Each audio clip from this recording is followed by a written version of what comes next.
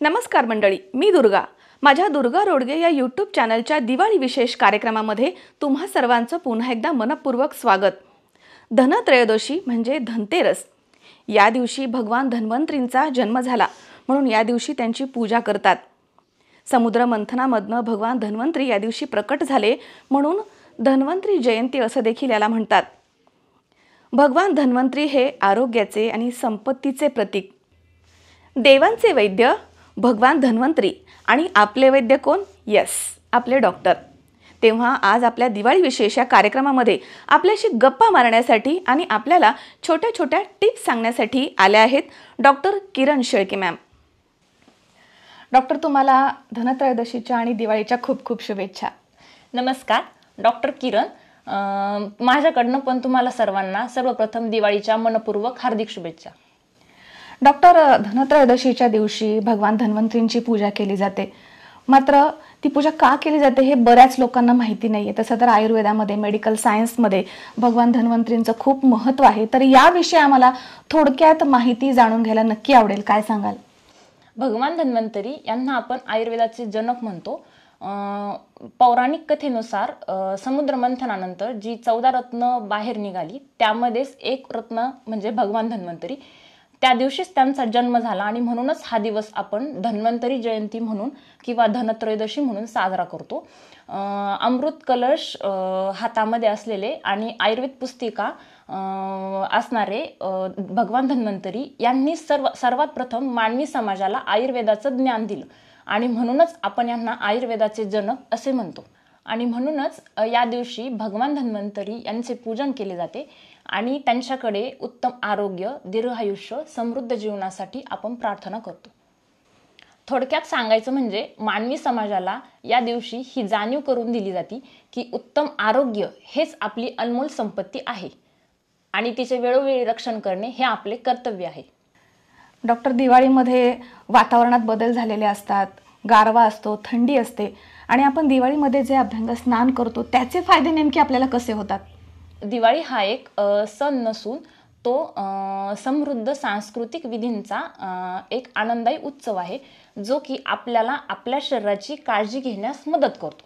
आणि त्यामधलं सर्वात महत्त्वाचं तुम्ही जे सांगितलं ते अभ्यंग स्नान. शरद पौर्णिमेनंतर आपण हेमंत ऋतूमध्ये प्रवेश करतो आणि तेव्हा हवेतलं तापमान हळूहळू कमी झालेलं असतं आणि थंडीला सुरुवात झालेली असते. त्यामुळे स्वभावतःच त्वचेला कोरडेपणा येणं, शरीरामध्ये वात वाढणं, स्नायू दुखणं, हाडे दुखणं ही लक्षणे उद्भवतात. आणि या सर्वांपासूनच शरीराचं संरक्षण करण्यासाठी म्हणून अभ्यंग स्नान जसं की तेलाने मसाज हे केलं जातं. थोडक्यात दिवाळीमध्ये अभ्यंग स्नान केल्यानं आपल्या शरीराला खूप असे फायदे होतात. काय सांगाल त्याबद्दल? जसं की अभ्यंग तेलाने मालिश केल्यानंतर आपल्या शरीरातील वातदोष संतुलित होण्यास मदत होते. स्नायू नंतर हाडे बळकट होतात आणि त्वचेला खोलवर ओलसरपणा मिळतो. यामुळे आपली त्वचेचा लवचिकपणा टिकून राहतो. वाग्भटांनुसार सांगायचं झालं तर त्यांनी अभ्यंग तेलाने मालिश ही वर्षभर करण्यासाठी सांगितलेली आहे. म्हणजे त्यांचं म्हणणं आहे की फक्त तुम्ही अभ्यंग स्नान हे दिवाळीतच करू नका, तर वर्षभर जरी केले म्हणजे तुम्ही हे नेहमी जरी केले तरी ते तुम्हाला फायदेशीर ठरू शकते. म्हणजे आयुर्वेदामध्ये असं सांगितलं आहे की अभ्यंग स्नान तुम्ही वर्षभर कंटिन्यू करू शकता. त्यामुळे एकतर तुमची त्वचा कोरडी पडणार नाही, त्वचेला पोटभर पाणी मिळेल आणि तुमचा मूड फ्रेश राहील, तुमचे कामं पटापट होतील आणि शरीराचा पूर्ण थकवा देखील कमी होईल. सो आता आपल्याकडे आहे इथे अभ्यंग स्नानाचा स्किन ब्राईटनिंग सोप आहे. त्यासोबत आपल्या इथे आहे सुगंधी उटणं, पारंपरिक आयुर्वेदिक पद्धतीने बनवलेलं. त्यासोबतच आपल्याकडे आहे पूर्ण शुद्ध धन्वंतरी अभ्यंग तेल. हे सगळं डॉक्टर शेळके मॅडम यांच्याकडे तुम्हाला अवेलेबल होणार आहे. याचे डिटेल्स मी दिलेले आहेत. तुम्ही नक्की या दिवाळीमध्ये या सर्व गोष्टी ट्राय करा. डॉक्टर, आपण दिवाळीमध्ये वेगवेगळे फराळ करतो म्हणजे चकल्या, लाडू, करंजा आणि या सगळ्या खूप प्रमाणात खाल्ल्या जातात. मग त्याच्यामुळे आपल्याला काय अपाय होत नाही या सीझनमध्ये, तर त्याबद्दल काय सांगाल? हे जर फराळ आपण इतर वेळी खाल्लं म्हणजे उन्हाळ्यामध्ये किंवा इतर अदर मंथ मध्ये खाण्यात आलं तर त्याने शरीराला भरपूर काही त्रास होऊ शकतो, कारण तेवढी पचनक्रिया आपली सुधारलेली नसते. तसंच हिवाळ्यामध्ये आपला जठराग्नी प्रदीप्त झालेला असतो, हे सर्व पचन करायला त्याच्याकडे तेवढी ताकद असते, त्यामुळे आपण एवढं फराळ पचवू शकतो. येस. डॉक्टर, दिवाळीमध्ये सर्वत्र दिवे लावले जातात, आकाशकंदील, लाइटिंग केली जाते, थोडक्यात प्रकाशाचा सण मानला जातो. तर प्रकाशाचं काय महत्त्व आहे?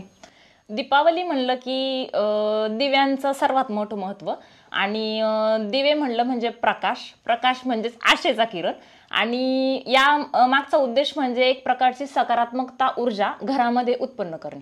म्हणजे अंधाराकडनं उजेडाकडे जाण्याचा मार्ग मोकळा होतो या प्रकाशाच्या दिशेने जाताना, असं म्हणायला हरकत नाही. आज मला दुर्गा मॅमनी इथे 2 मिनिट बोलण्याची जी संधी दिली त्यासाठी दुर्गा मॅमचे मनपूर्वक धन्यवाद. आणि तसेच तुम्हाला सर्वांना माझ्याकडनं दीपावलीच्या आरोग्यदायी शुभेच्छा. धन्यवाद. तेव्हा व्हिडिओ आवडला असेल तर लाईक आणि शेअर करा, आणि चॅनलला अजून सबस्क्राईब केलं नसेल तर आजच माझ्या दुर्गा रोडगे या यूट्यूब चॅनलला सबस्क्राईब करा. आणि या दिवाळीमध्ये ऑर्गॅनिक उटणं घ्यायचं असेल, ऑर्गॅनिक सोप्स घ्यायचे असतील तर माझं डिस्क्रिप्शन बॉक्स चेक करा. तेव्हा काळजी घ्या, आनंदी रहा. तुम्हा सर्वांना धनत्रयोदशीच्या मनपूर्वक शुभेच्छा.